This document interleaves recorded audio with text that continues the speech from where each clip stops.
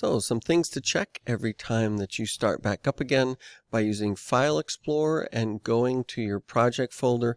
It should be this file right here in your video project folder. When I see autosave folder of autosave folder, like it can be pretty easy to not know exactly where your latest file is.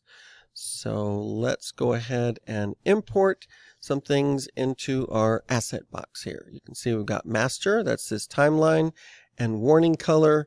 And now we can file, import, Control I is a keyboard shortcut. My favorite is to just double click in the empty space there, and you can go to the My Favorite Assets folder and bring the entire folder in at once. Don't go in the folder and select your pictures, bring in the folder. That allows us to expand and contract that folder to make it easier to stay organized here.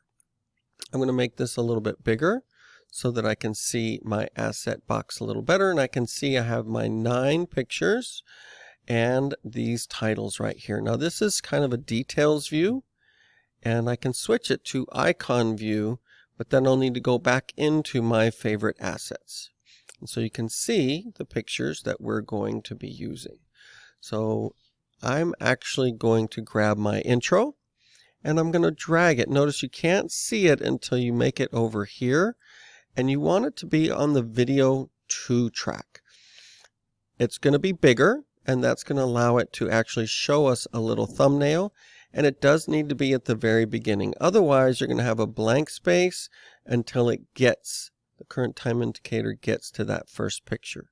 Now you can right click on a space and ripple delete, and it brings everything over. But I also brought these 2 files over. These are our text boxes for our captions, so we aren't going to move those over there just yet. Those will be there for later. Well, the next thing is going to be my first category, which is places. I'm going to change this back to my list view, and there's places still selected.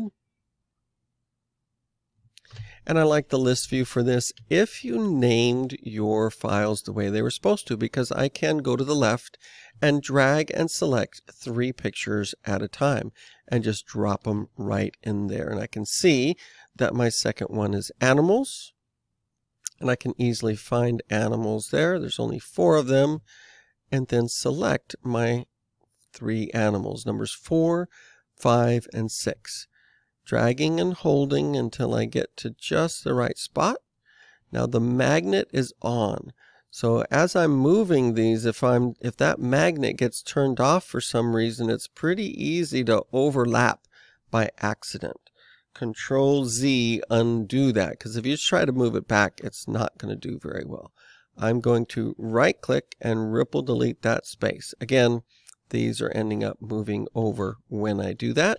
But I've got one more here. I've just got my food title, drop it, and let me undo that. Magnet on. That snap to really helps a lot. And now I can take my last 3, 7, 8, 9. I'm dragging my rectangle from the top, and that means they're going to be in the order 7, 8, and 9. So now I am ready to start actually changing the way these pictures appear on the screen. Do not worry if you cannot see the whole picture. That's the whole idea. We wanted really big pictures, so we have options of zooming in, zooming out, and moving across the screen. Custom animation.